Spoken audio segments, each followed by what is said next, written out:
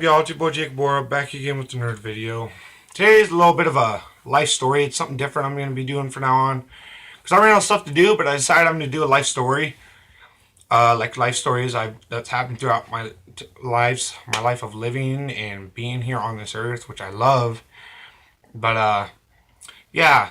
And this one's actually was just like 2 years ago. So, and also, big shout out to Bryce Spearer. I think I pronounced it right. Bryce Spearer. I don't know.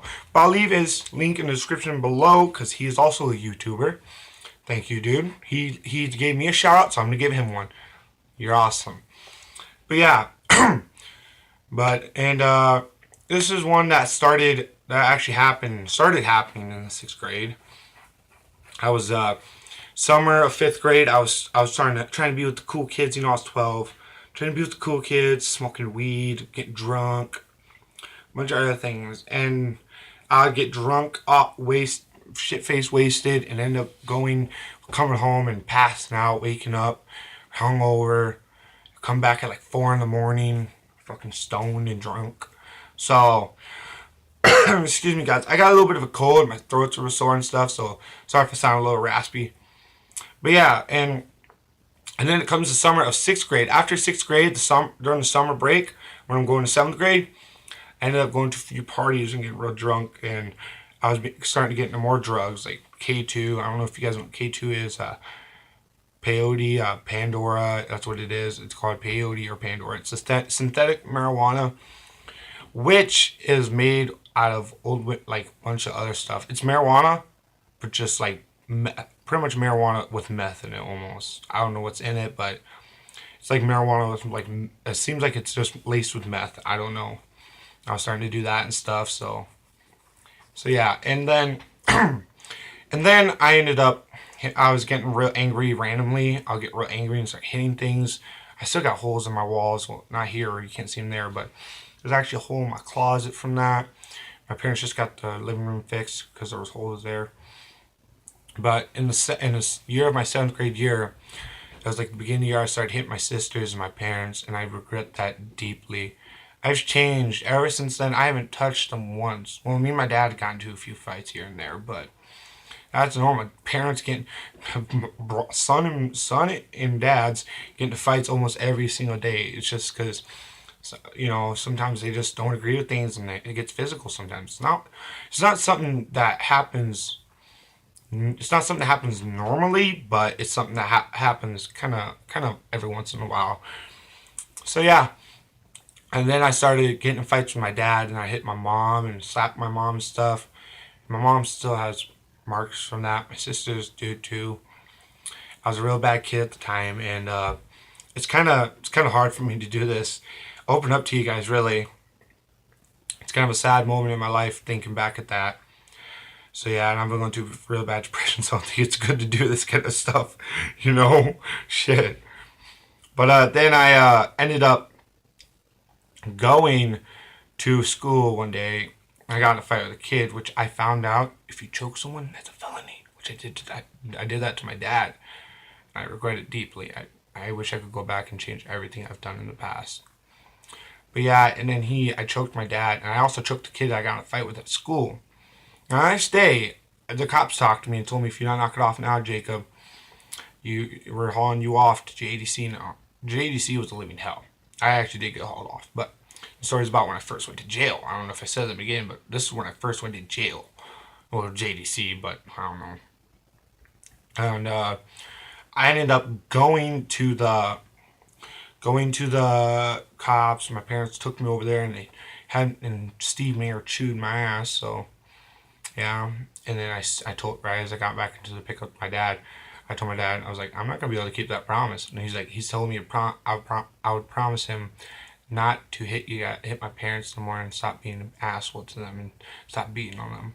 I told Steve Mayer I'm not gonna be able to keep that. I told, actually, not Steve Mayer, but my dad. I told my dad I'm not gonna be able to keep that promise. I'm not. It's not gonna be long until this promise is broken. And so my parents called the cops, and when I hit my mom again, and it's just the same day that he talked to me. Don James and Dustin. Now, if you guys are watching this, you know, little flash from the past, They ended up coming to my house, slapped me in cuffs, signed me off to the state. I was a ward of the state, and the state owned me then. My parents didn't own me, the state did. And I went to JDC for a good 2 weeks and 1 day. Well, a good week and a half, actually.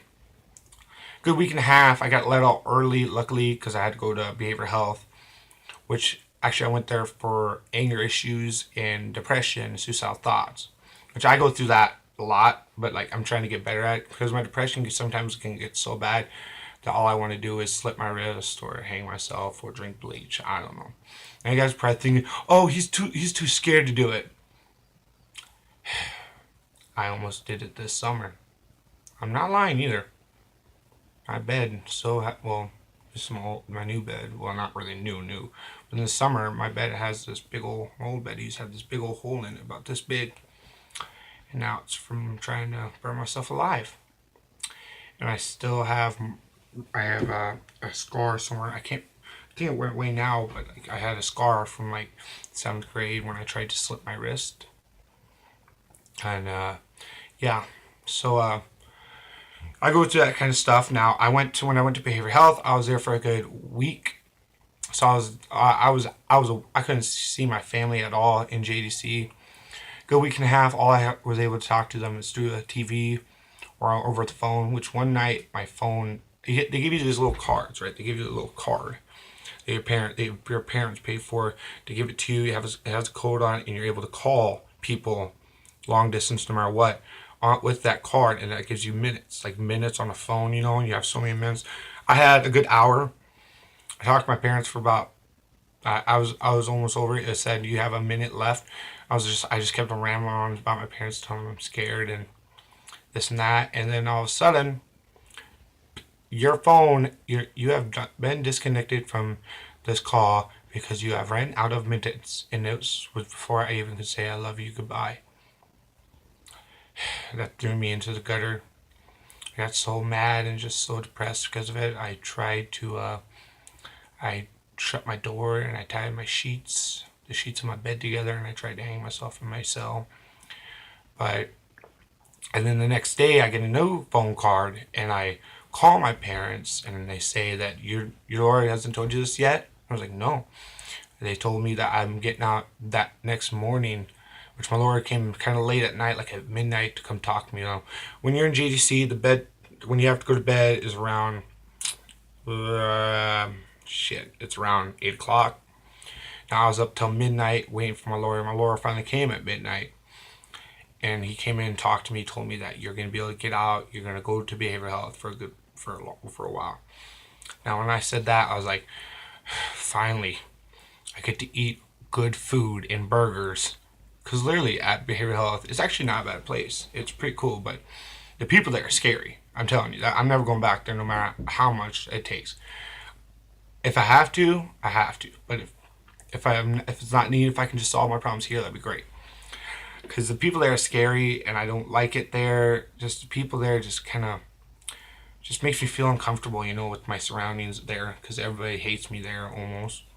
Everybody there, when I went there, everybody was like, Jacob, you're a freaking fag. You're not cool. I mean, like, I still get picked on at school and stuff because of this stuff.